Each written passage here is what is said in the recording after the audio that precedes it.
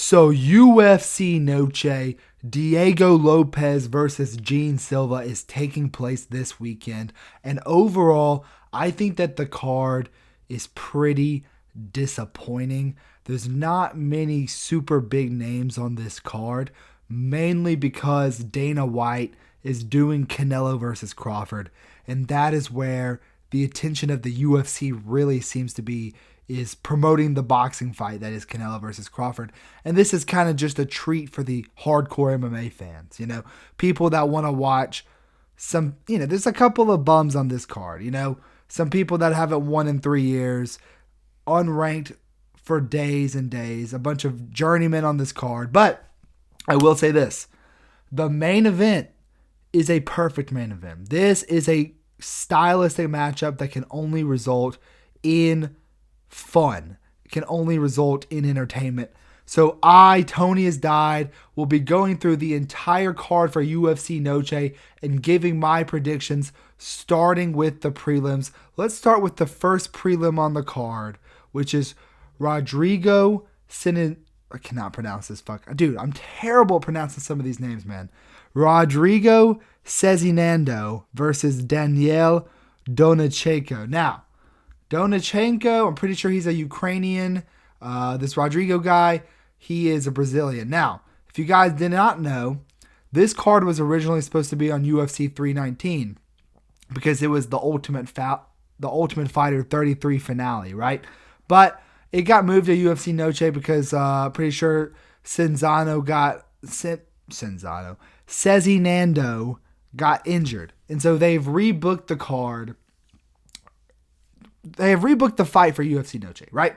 I'm going to be picking Daniil Donchenko to win this fight by decision. I don't like the fact that Sezinando is coming off of the injury this quickly. Like, if he was actually injured, this is too fast of a turnaround. And not just that, I think that this Daniil guy is a lot better than him in basically any aspect of MMA.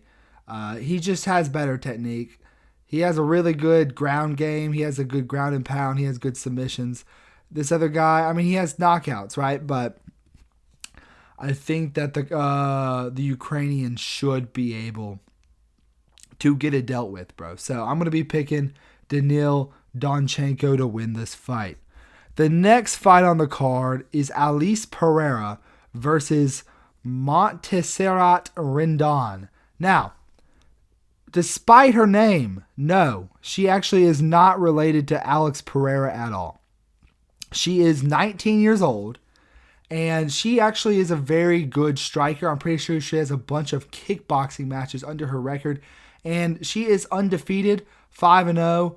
All of her wins come by finish. Well, actually, the last one was a decision, but I'm pretty sure she dropped her opponent a couple of times. But I will say, I am a bit sketch on picking Alice Pereira because she could all just be hype. Let's keep it real. Montserrat, she's also she has her first fight in the UFC was a split decision, and then her next fight was a loss. But she does display good grappling in her fights, and that's what kind of concerns me, is that Alice Pereira, who is 19 years old, who has been a kickboxer her whole life, who has been a striker in all of her fights, making her debut in the UFC. This will be her first real opponent. If you look at her record, her debut was against someone who was 0-1. Then she beat someone that was 1-6. Then she beat another person making their debut. Then she beat someone that was 2-0. And then she beat someone that was 12-8. And she got signed to the UFC mostly because, it doesn't really take much to be a woman and get into the fucking UFC, Like, if you go to a couple cardio kickboxing classes, you're basically halfway there to becoming a UFC WMMA fighter. But I'm going to pick Alice Pereira in this fight, but I am nervous that Montserrat may just take her down and just fucking hold her on the ground, bro. Like, just snuggle her the whole time. Classic WMMA. But I will be picking Alice Pereira to win this fight by decision.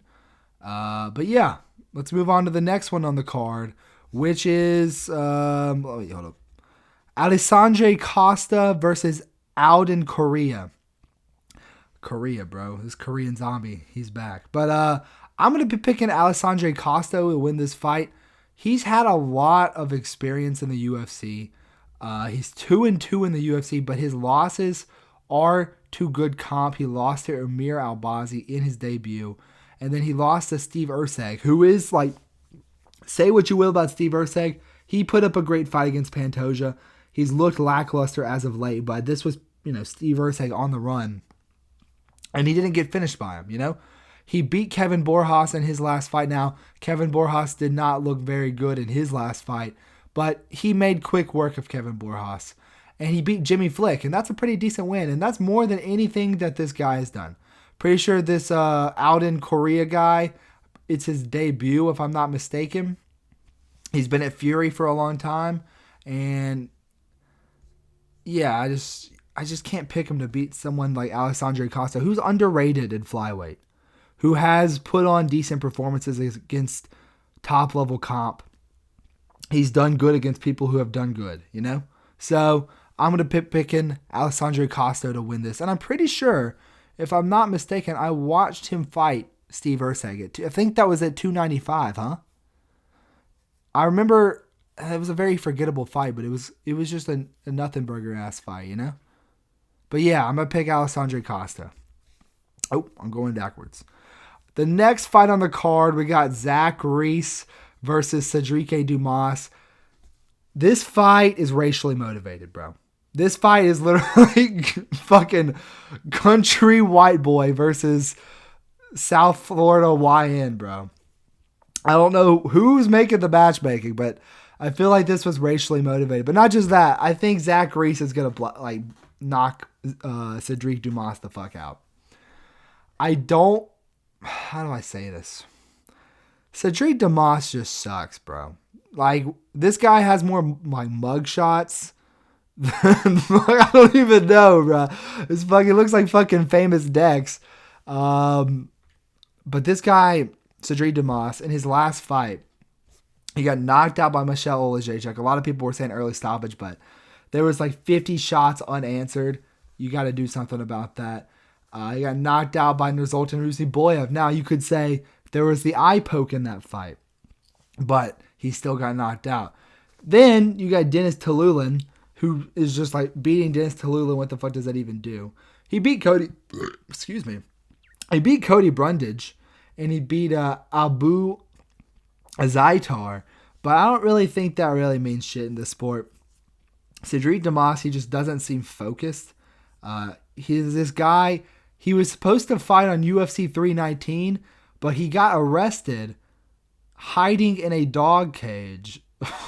Not making this up. Literally hiding in a dog pen from the police. And I'm pretty sure it was domestic abuse charges as well. So why he hasn't been cut is a mystery to me. But I think Zach Reese, who has shown a good knockout ability in the past, and not just that, but I just think that, he's been knocked out by Cody Brundage. And I know you're going to say Dumas beat Brundage and he lost to Brundage. That was like a slam. And that was like an anomaly, So I'm going to be picking Zach Reese to knock out Cedric Dumas. He's been knocked out in the first round a couple of times. I just don't like the motivation he's had lately. And yeah, I'm going to be picking Zach Reese. The next fight on the card is Jesse Aguilar versus Luis Gurule. I am going to be picking Jesse Aguilar to win this fight. And if I was a betting man, I would probably bet on Jesse Aguilar because he's actually a plus 165 favorite. But what do I like about Jesse Aguilar? I like that he's not Luis Gurule, Let's be real. Luis Gurule got knocked out by Ode Osborne in his last fight. And then on the Contender Series, he won a split decision, but he didn't get signed. He got called to fight Ode Osborne on short notice, if I'm remembering correctly. And so Jesse Aguilar, on the other hand, he's been in the UFC for a while. His only losses are to Tatsuro Taira, who was undefeated until he fought Royval, and Rafael Estevam, who is also undefeated at the moment. So he's only lost to people who I think are going to be ranked in the future. And besides that, he submitted Stuart Nickel, who was undefeated. He beat Shannon Ross, and he beat Mateus Medina. He showed a good ability to be well-rounded. He has knockouts. He has submissions. Luis Gurule, he's kind of just a victim in there. I don't know how he's the favorite in this matchup. I would be picking Jesus Aguilar every day of the week in this matchup. The next fight on the card is Tatiana Suarez versus Amanda Lemos. Tatiana Suarez, she really disappointed me in her last performance, where I picked her to beat Zhang Weili. People were calling her female Khabib, but she turned out to just be female Patchy Mix. I don't know if dating Patchy Mix kind of just like ingrained standing still and doing nothing into her mind, but that's what she did in her last fight. I mean, she shot takedowns. She tried to get him down, but she could not get Zhang Weili down in that fight at all. But besides that, she's undefeated. Knocked out Carla Esparza. Knocked out Nina Nunes. Submitted Monta de la Rosa. Submitted Jessica Andrade, who we just saw in her last fight put up a pretty good fight against a grappler. I am going to be picking Tatiana Suarez. I think that this will be a bounce back moment.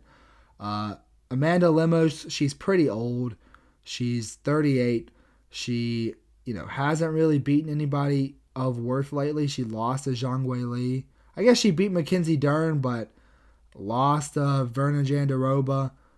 And I bet she beat Yasmin Lucindo. So she's all right, I guess, but she's just 38 years old. She's lost to grapplers like Jandiroba, and Weili used a bit of grappling in that fight as well in the past. I think that Tatiana Suarez should submit Amanda Lemos, either round 1 or round 2. I'm going to go with round 1. The next fight on the card is Claudio Puelles versus Joaquim Silva.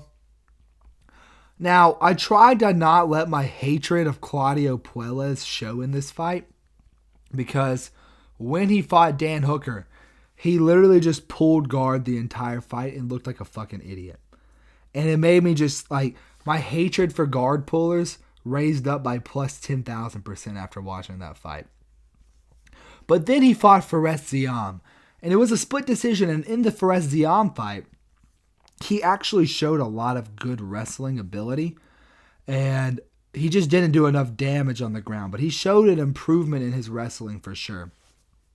On the other hand, we have Joaquim Silva, who he fought Arman Sarukian on short notice and dropped him, and then he lost to Jakar Close. But he beat Clay Guida. I don't know, man. This is a tricky one. This is one of those fights where it's like, does Claudio Puelles' wrestling win him the day? And I'm enticed to pick him. But I think that Joaquim Silva has good enough striking to outdamage Claudio Puelles.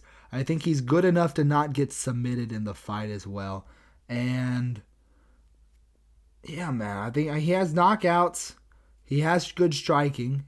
And he has shown a good ability to hang with those at the top. Even though he lost his last 2 fights. I mean, Jakar Close, he's a decent lightweight. He's like a top 15 fringe lightweight. It's always been on the fringe of lightweight, And Sarukian, he's supposed to fight for the fucking title, And he dropped him. And I'm just thinking, I think that I like what Joaquim Silva has showed in his losses more than what Claudio Puelles has done, which is just, I can't trust Claudio Puelles to actually attempt to fucking do damage to his opponent.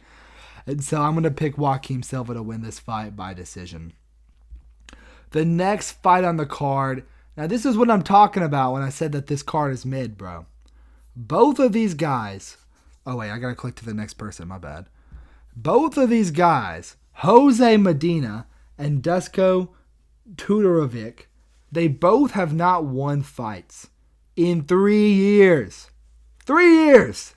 Neither of these guys have caught a W. And, Todorovic's last win was against Jordan Wright 2 years and 10 months ago.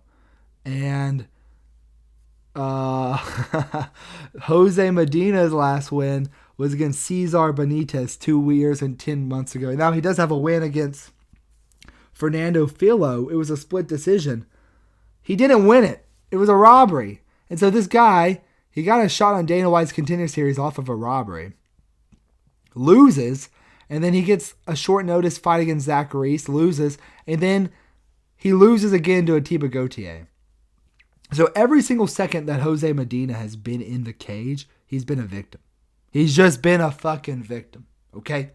He's literally just he's built like Fluffy Hernandez without any of the skill of Fluffy Hernandez, you know? He's just built like a bag of milk. Let's keep it a buck. And this Dusko guy, he's not very good either. But the people he's lost to, Mansour Abdul-Malik, he's pretty decent. Chris Leroy Duncan, he's pretty decent. Zach Reese, he's on this card and he's all right. Now, I'm wondering this.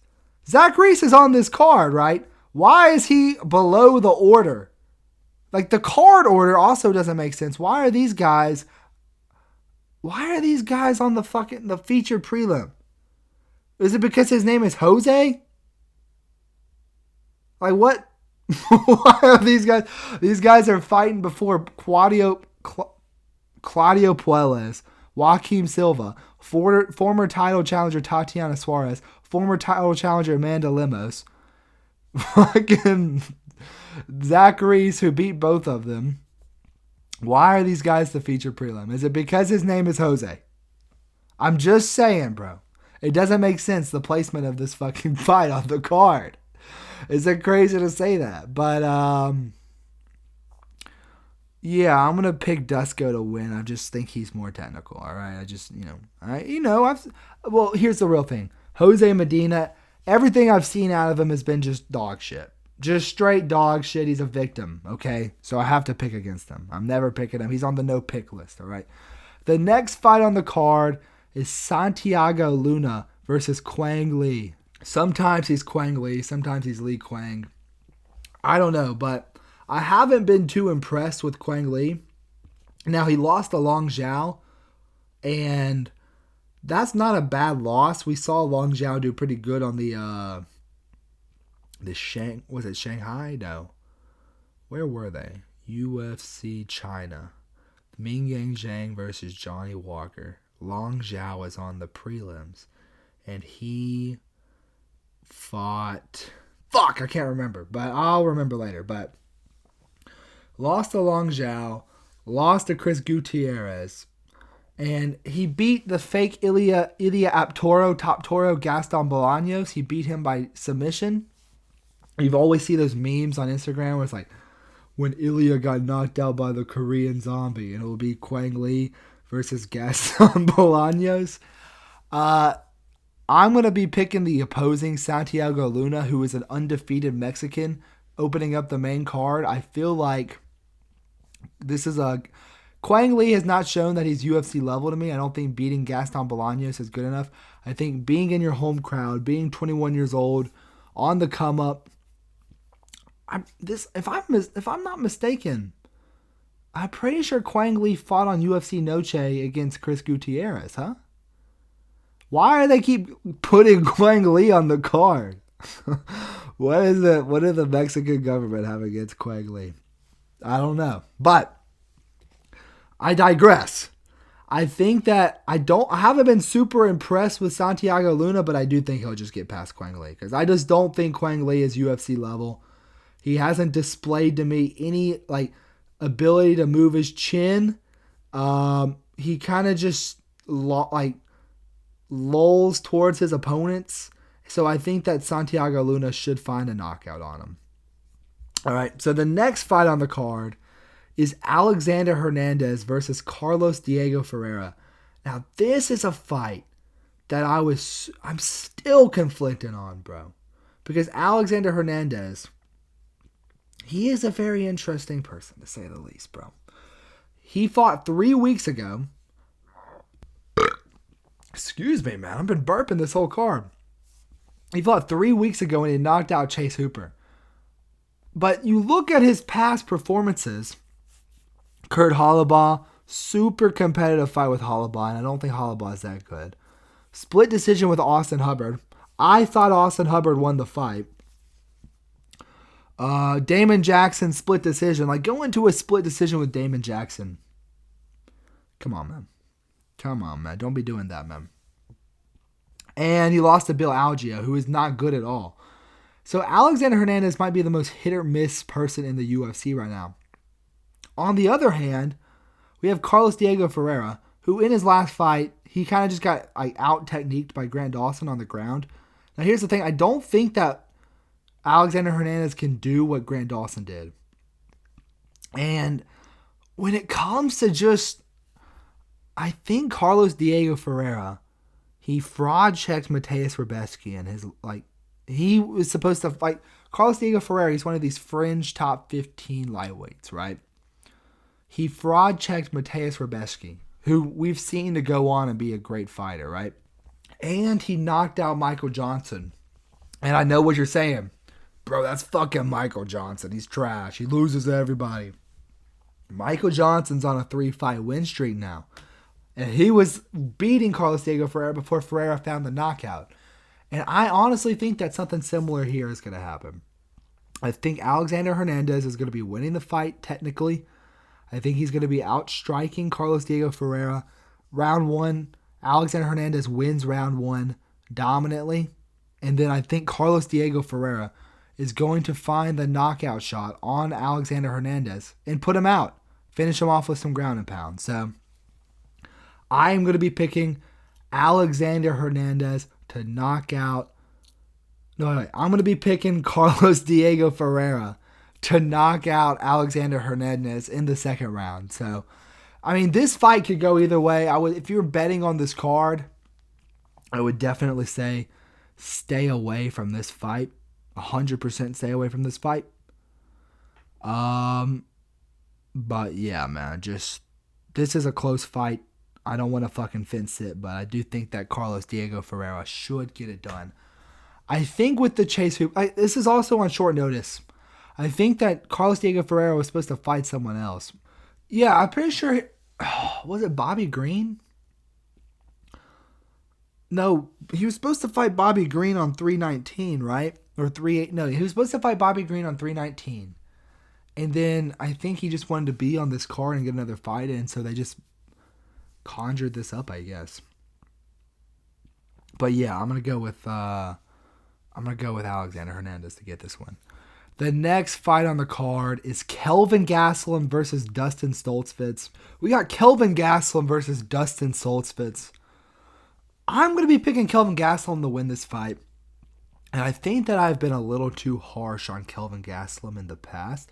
I think I was just upset with him because of the D-Rod fight where he missed weight in that fight. And it was a very competitive fight, but he ended up beating D-Rod. Could have gone either way, but he ultimately won that fight because he missed weight, and D-Rod still agreed to fight him up a weight class. However, in his last fight against Joe Pyfer, he got dropped early a bunch. And he still did good towards the later end of that fight. And so I'll say this. Kelvin Gastelum does have a chin made out of steel. He's never been finished before. And I feel like if Marc-Andre Barrieu is good, well, he's been submitted before, but he's never been knocked out before. I feel like if Dustin Stoltzfus wants to win this fight, it has to be by knockout. And I just don't think that Dustin Stoltzfus possesses the ability to put Kelvin Gastelum out. I think that KG is more technical than him. I think that even his past losses, people against Robert Whittaker, Sean Brady, Jared Cannonier, Joe Pyfer, he still did decent against people like Robert Whittaker and Adesanya. And he's losing to the best people. He's beat Chris Curtis and he beat D-Rod. You look at the people who Dustin Stoltzfus has beaten, and they're just fucking bums. Puno Soriano and Marc-Andre Barrieu. And besides that, he's been a victim himself, knocked out by Bruno Ferreira and knocked out by Abus Magomedov. Now, I'm pretty sure the Abus Magomedov fight, if I'm remembering correctly, was competitive until it was a competitive fight until he got the knockout. But my point still stands. I don't think Kelvin has the ability to put him away either, but I do think that Kelvin is more technical than Dustin Stoltzfus, so I will be picking Gastelum to win this fight by decision. All right, let's move on to the next one, to Jared Gordon versus Rafa Garcia, and I'm just going to say this right now. I think Jared Gordon should be fucking ranked. I think Jared Gordon should be ranked. I don't give a fuck. I'm going to say it. If you look deeply into Jared Gordon's record, he has a bunch of robberies.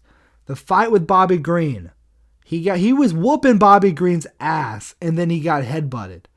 The fight with Nasrat Hasparas, brutal robbery. Everyone knows the Paddy Pimblett fight was a robbery.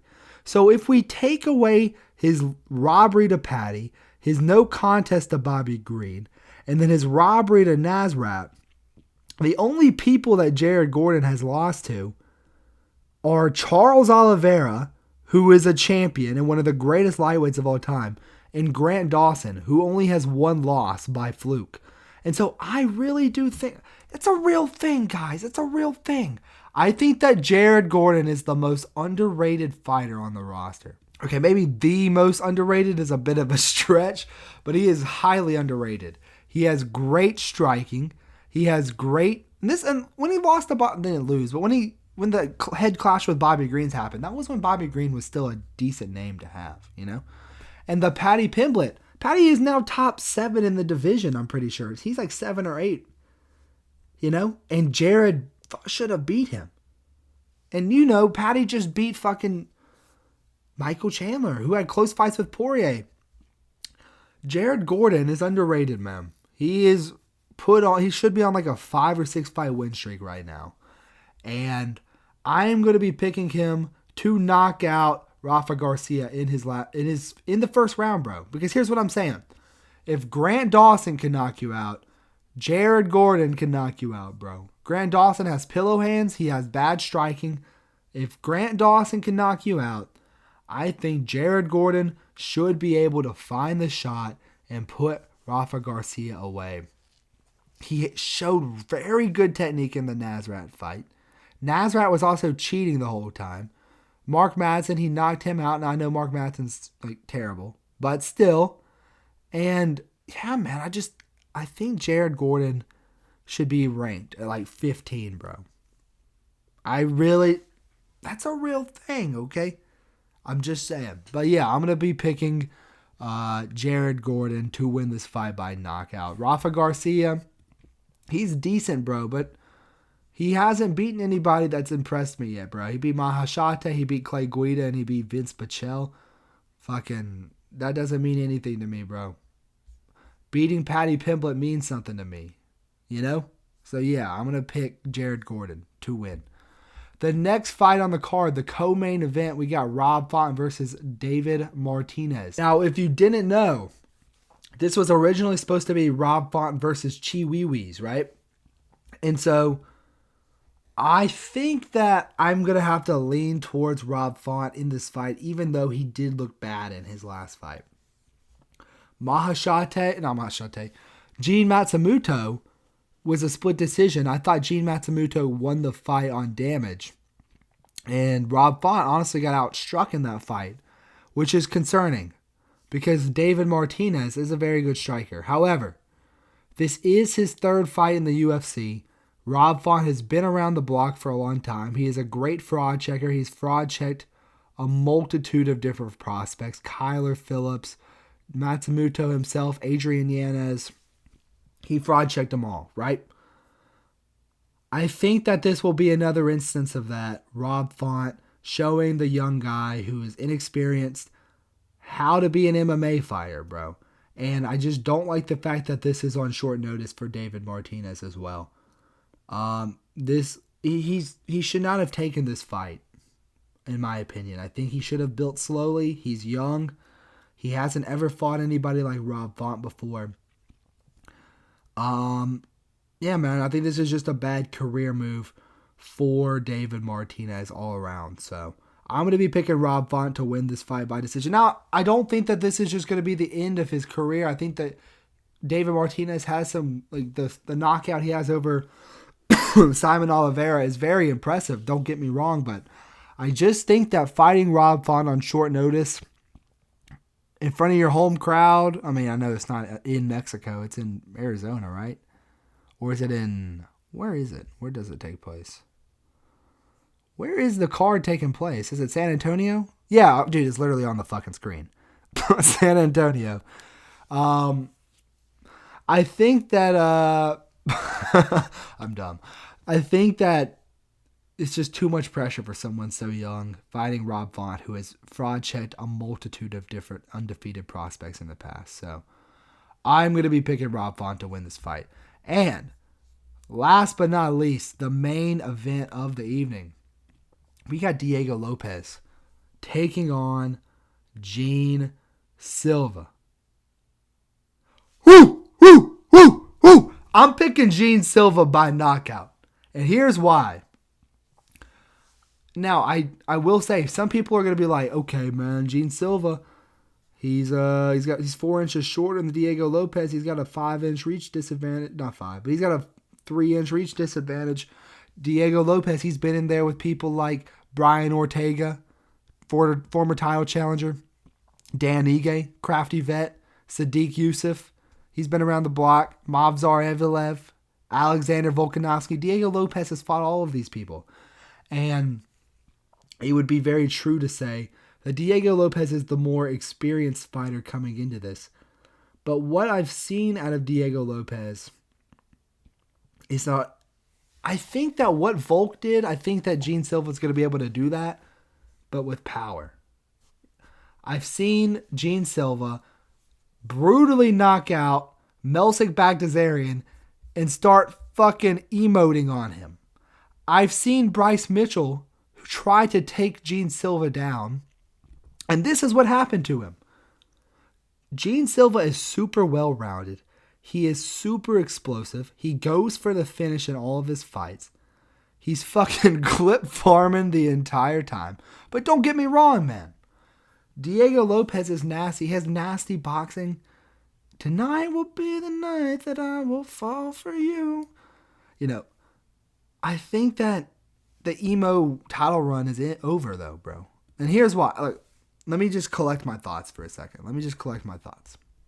You look at the best shots that Volk was able to land against Diego Lopes, and they were straights. There were jabs and twos. And that is because Diego Lopes, he kind of keeps his head very stationary. Even when he's in the pocket, he keeps his head stationary. He walks forward no matter what. And I think against somebody like Jean Silva, who has shown the ability to be super, super calm on the feet, no matter what, I think that it's just a matter of time before he finds your chin. Now, I will say, with the fighting nerds losing left and right, it does make my prediction a little bit more suspect, because one of my big arguments going into this was that the gym surrounding Jean Silva was good enough to train him for this. And, you know, Lopez trains in an elite gym with elite people, right? In Mexico. And that's why two Brazilians are headlining the events, because Jean Silva is basically Mexican, right? But the point that I'm trying to make here is that even if Diego Lopes tries to take this fight to the ground, I think that Jean Silva is good enough to threaten finishes. And not just that, but I think Jean Silva is good enough to... He has very nice scrambles, man. Like, you look at the fight with Bryce Mitchell, even when Bryce Mitchell was able to get him down, Jean Silva popped right back up. And even in the... what was the fight? The Charles Jourdain fight, where he took Jean Silva down a couple of times. Jean Silva was able to get up. Now, some people were saying that Bryce Mitchell won the first round, and, you know, maybe he did, but I just think that even if Lopez wins a round early, I think that Jean Silva will still be able to... I think you just put him in there long enough, and he should be able to find the finish, bro. Against someone like Lopez, who doesn't move their head very much. I mean, he does move his head, but not like... We need somebody with better head movement to fight Jean Silva, you know? And not just that. I think that Jean Silva has a physique that's very similar to physiques that Lopez has struggled with in the past. That Dan Ige fight in the third round, Dan Ige's a shorter guy, gave Lopez a lot of trouble in that third round. Volk, who he lost 3 rounds to, you know? Jean Silva has a very similar physique to those guys. He has a very similar skill set. He doesn't have a similar skill set, but he's faster than them. He's more powerful than them. And I just like the energy that he carries with him, man.